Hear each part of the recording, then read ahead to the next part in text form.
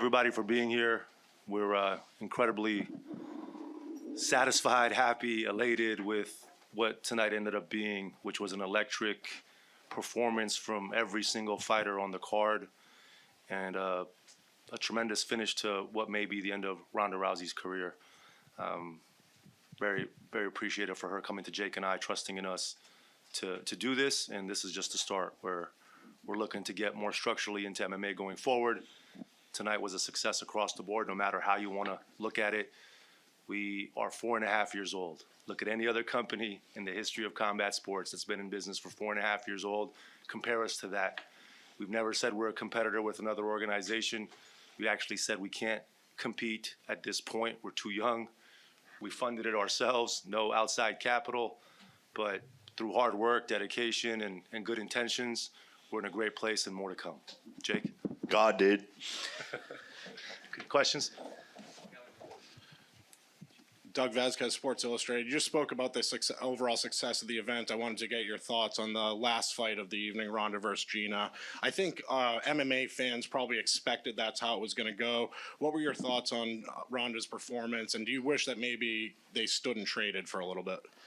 Listen, I think it was a storybook ending if this is the end of her book as a fighter, right? To do her, I think, fourth finish under 35 seconds, never been done by a male or female. 3 was already the record, now it's 4. And she should share with you the injury that she had 2.5 weeks ago. If people were paying attention after the open workouts, she was limping, right? So she's a warrior. I didn't know about it until Wednesday when I saw that. And she said, I eat injuries for breakfast. I got this. And what are your thoughts on how Gina performed in that fight? I mean, obviously she went through a lot to even just get there. What did you make of her being in the cage again? What an incredible story of perseverance, fighting through getting canceled. Like my partner here, they've tried to cancel him at least 47 times in the past 10 years, persevered through it. Gina showed you how you persevere through that. And I think she's just getting started, right? She lost 100 pounds, got into athletic shape. Now she has to decide if she wants to be an athlete again. And I think she has the opportunity to, right? Whether it's Ronda or Gina, I would love to see them fight Holly Holm. Jake, anything to add to that? Yeah, you know, Gina's a warrior. We want to see more. We want to see more from Ronda. And, yeah, as a fan, it's bittersweet, right? She comes in with the armbar and finishes it really fast. It's historic. That's her signature move, takes it to the ground. But I also would have loved to see them standing up, engaging in the fight. But this is the fight world. You never know what's going to happen. Hey, how you guys doing? Congratulations on a great night. This is David with Fight World Live. The event had a heartbeat. It was different than every single MMA promotion. Like, you can tell that people have the people that ran it. You guys have a deep fundamental understanding of what MMA fans want, and you guys have an understanding of what this sport needs right now. What is the long-term strategy, and have you guys talked with Netflix? What's the overall strategy with growing this brand? Yeah, the long-term strategy is whatever we want to make it. We're visionaries. We execute. We put in the time. We put fighters first, and we're here to disrupt. That's what we've been doing in the whole combat sports world. We did it in boxing, and tonight is an example of what we're going to be doing in MMA moving forward, breaking records. This is the most electric card of the year so far, and it's really all about the fans and the fighters and giving them the entertainment and the content that they want, and that's what I'm all about. I love putting fighters first, getting them the paydays, and putting on these insane events like this. You know, we're always transparent and very forthcoming with what reality is, right? There's a lot of promoters in this game who make vast claims on what they're going to do or what they're going to achieve or the $25 million tournament they're going to do or the number of massive shows they're going to have. We've said the entire time unequivocally, this is a test. Let us see if this works. But if this works between his ability to market, my accountant background and understanding of the UFC, and Ronda Rousey as the face of our promotion inside and outside the cage, we feel like we have a good shot if tonight works. And guess what? It worked. It really, really worked. And you'll hear about those numbers, I'm sure, come Monday. So I was going to ask about the numbers, but we could hear the crowd. It was ecstatic. Do we have any idea what locations could we see MVP MMA go next? I mean, I think Jake sent out a tweet. One location we already have in mind. Sacktown or the Bay Area. Right. I think we need to see a Nate Diaz versus Mike Perry rematch. Yeah. That was an incredible fight. Warriors, the bloodiest fight I've ever seen as an MMA fan. And so, Sacramento, what's up? And do you like fighting or promoting more? I love both of it, baby. I'm here to, help these fighters, build them. I love fighting. I love being a fan. I love supporting them. And, yeah, this is just a dream come true. Josh Gross with SureDog.com. Good to talk to you guys.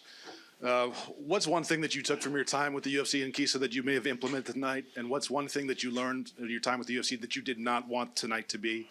And Jake, if you have any thoughts on jumping into MMA versus boxing, how is MMA different than boxing, and how do you see those two spaces? You want to go first? Yeah, a lot of questions there. I can answer the UFC part. You answer the boxing MMA part. Yeah, look, I think as a fight fan, you gotta love all styles. I love boxing. I love MMA.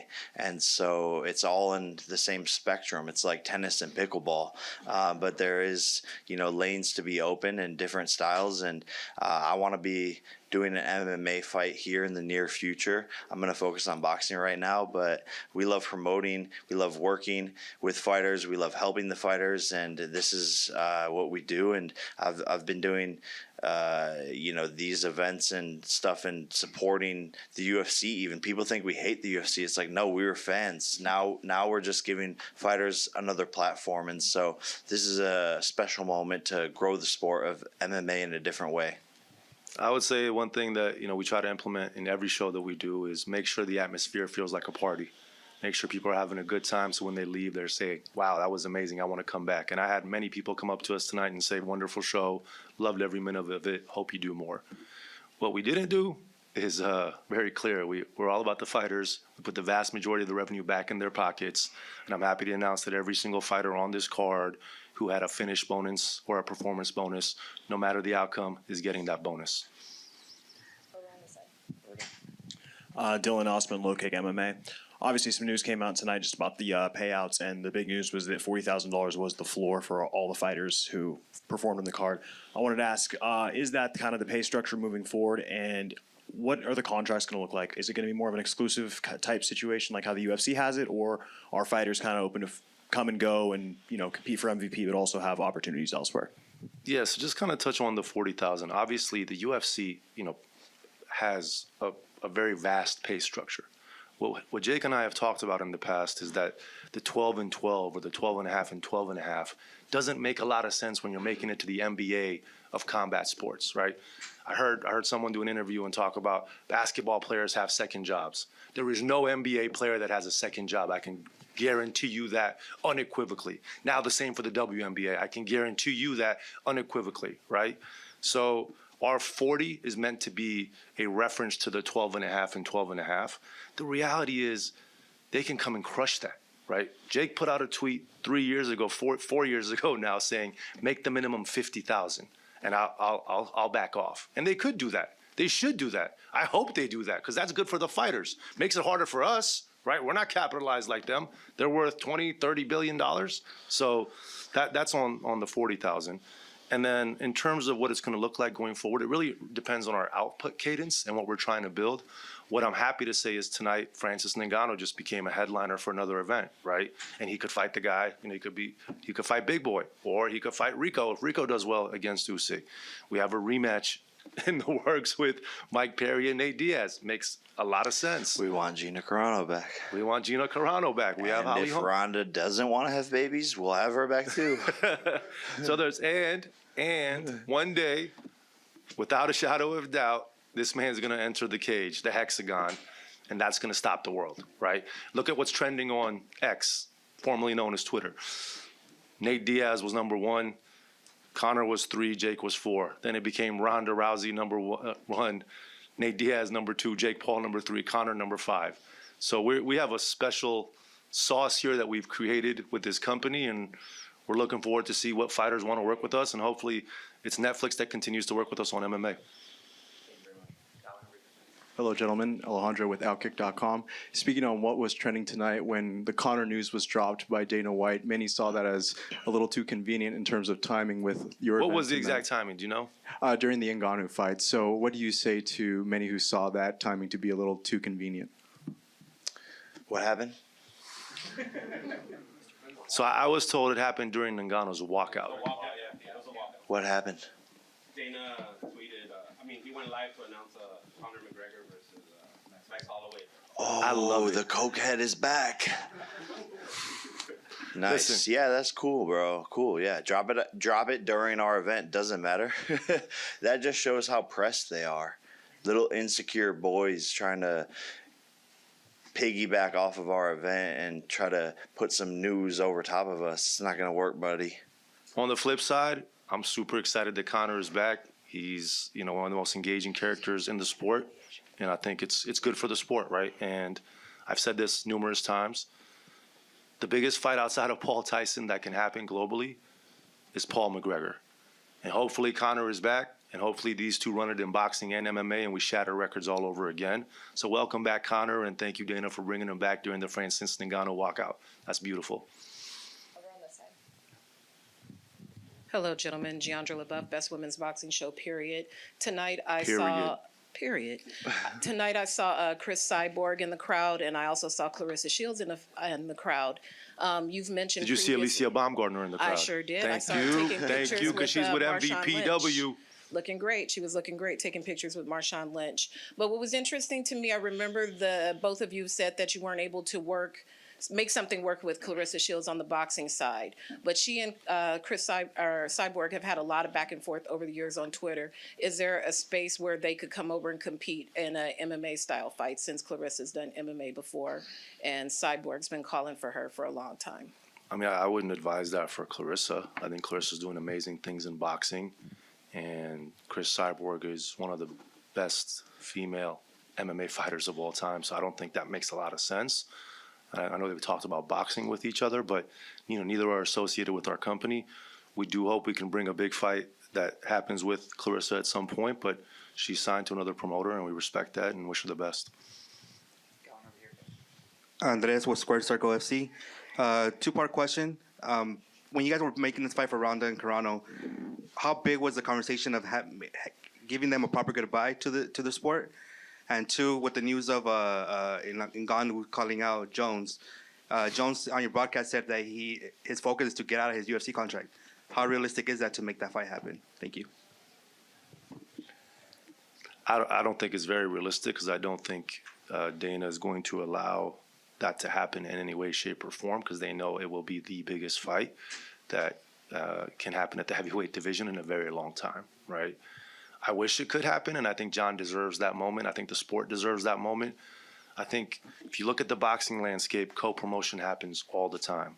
If you look at the MMA landscape outside of UFC, co-promotion happens all the time. If you look at the NBA, they go to Europe and play games against European teams, and they go to Asia and they play against Asian teams. They go to Australia, play against Australian teams. It happens all the time.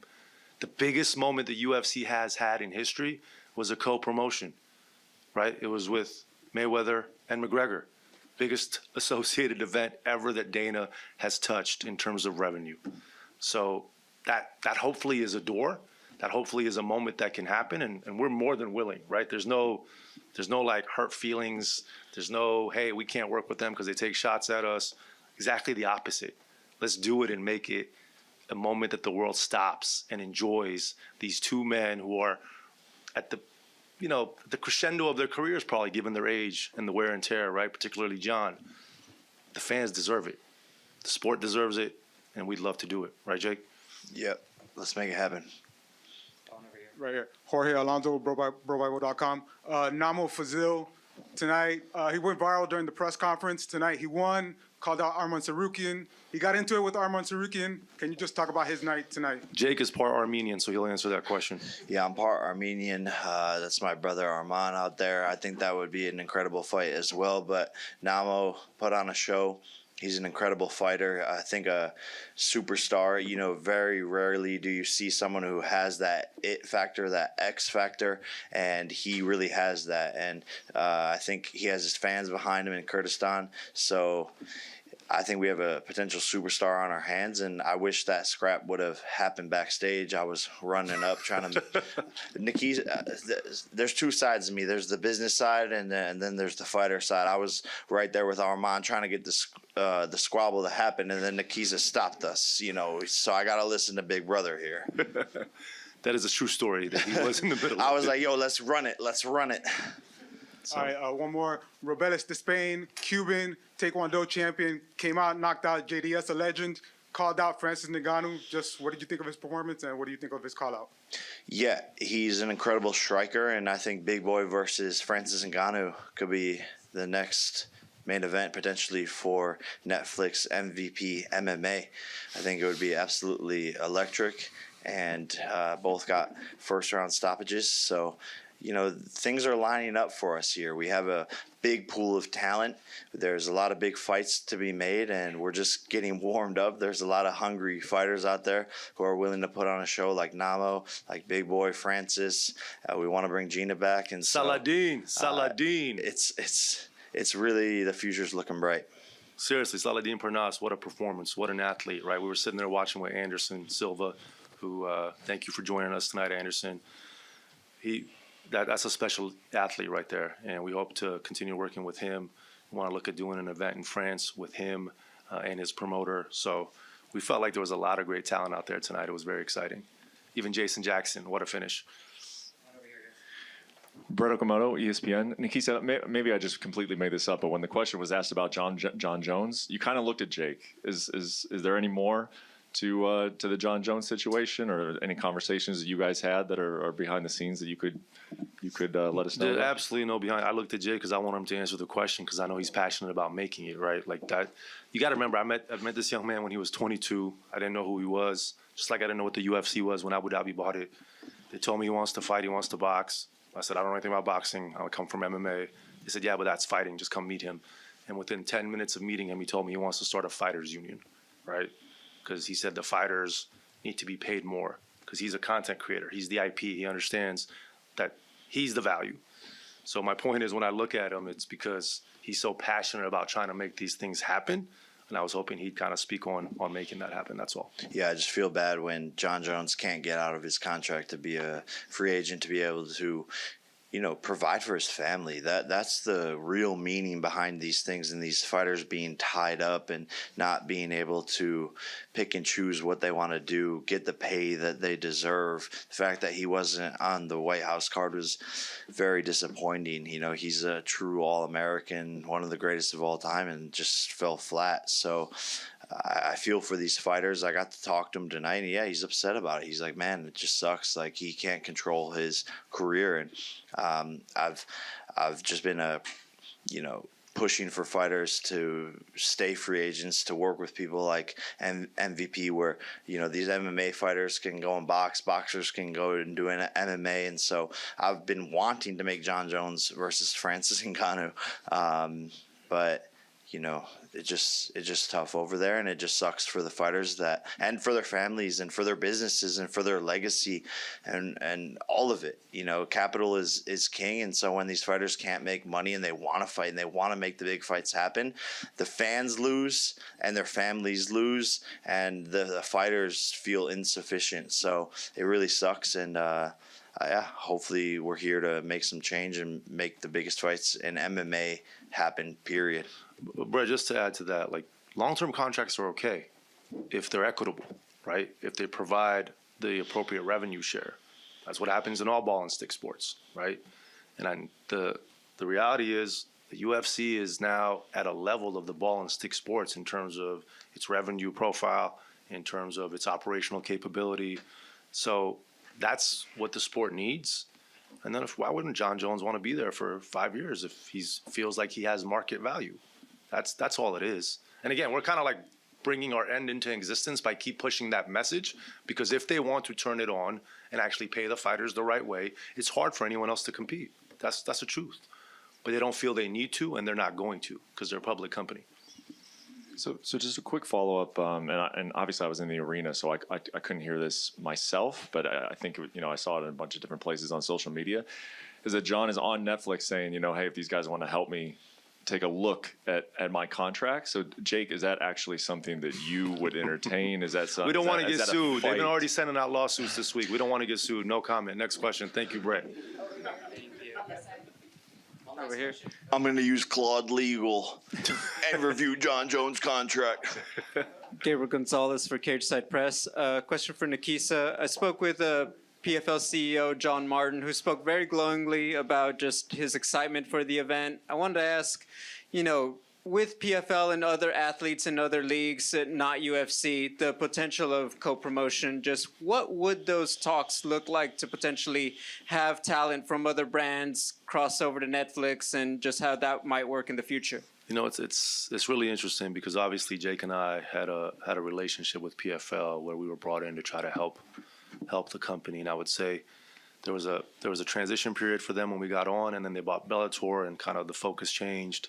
And so we didn't really have the success that we would have hoped there, nor the access, to be honest, or the consistent kind of communication that would have allowed him to do the best of what he does. I will say I think they're doing some great things now under John's leadership. He's obviously a seasoned media executive, but more importantly, he's truly passionate about MMA. Right, much more than I am. Not more than Jake, but much more than I am. Like I'm not a boxing guy. I'm not an MMA guy. I'm a product guy. I'm a marketing guy, and I'm trying to disrupt and do amazing things and be remembered for building a legacy for the athletes. But like John Martin loves MMA. It's very clear. When I met with him in 2015, 16, when we were trying to sell the UFC, I walked away saying like that guy's entity should own the UFC. Obviously, they've done well with Ari and Silver Lake and KKR. But we'd be open to talking to them about ways of leveraging their roster, right? They do lack star power in terms of creating events that could do what we did here tonight with Netflix, but there's components of that organization that would fit nicely with some of our star power or people that want to work with us, so that would be welcomed. And finally, just for Jake Paul, you've made the transition from just fighter to now on the promotional side. If Ronda Rousey came in and said, hey, what could my job look like at MVP to be that figurehead on this side, what would be your advice, and how would you see that job for her? Yeah, look, I mean, I think she could be, helping all things fighter relations, fighter promotion, fighter marketing, and just helping us promote and sell these events and be a face of MVP MMA. And what better person than her? And she's an entertainer. It's in her. She's great on the microphone. And so I think it's a natural synergy that's going to align. And I hope Ronda sees that vision. I know she sees that vision to help fighters and give them another massive platform and to be a part of something bigger than just herself. Right here, question about Saladin Parnasse, French media. Do you have maybe some names for the future for him? Because in France, a lot of people think he has the potential to the highest level. Do you have highest level guys to put in front of Saladin Parnasse for the future? I think we got to sit down with Saladin and his team and KSW to determine what that next step is. I do think he is a special talent, and hopefully the world got to see that tonight. I think France is going to wake up and really appreciate what he achieved. And look, my ideal scenario is we're promoting an event in France with Saladin headlining, right? Or Francis Ngannou fights in France when he fights Big Boy, and Saladin's the co-main on that. I mean, there's so many different variations and options. You could tell that guy loves the big, bright lights. He loves to perform, which is really important. I just want him to learn a little bit of English as well, which will help over here. But overall, look forward to working with him again. Great to see you guys in France, and congratulations. I'm from Brazil. Do you think of doing the MVP MMA in Brazil? Yeah, we're going global, baby. Stop playing, Tambo. Anderson was obviously at the event today. And he's never fighting MMA again. But if we do something in Brazil, we want to do it with him. He's the GOAT to me. In my mind, like, it was an unbelievable showman, and he's been such a gentleman to us. And for him to fight Jake when he did, and the respect he's shown us since then. We have so much respect and appreciation for him. We love the Brazilian market. I was fortunate enough to be at the UFC during our Max Brazil penetration with Globo as our partner with the Mourinho family. And so we want to go back there. And Netflix actually has the World Cup, right, the Women's World Cup. So we want to talk to them about how can we do both boxing and MMA to coincide on pre, mid, or post Women's World Cup. José Aldo and Henry Cejudo are free agents. What do you think of fight between them? I think Jose retired, no? So if they want to do that, happy to have that discussion, right, Jake? Yes. Nakisa at bavavasports.com.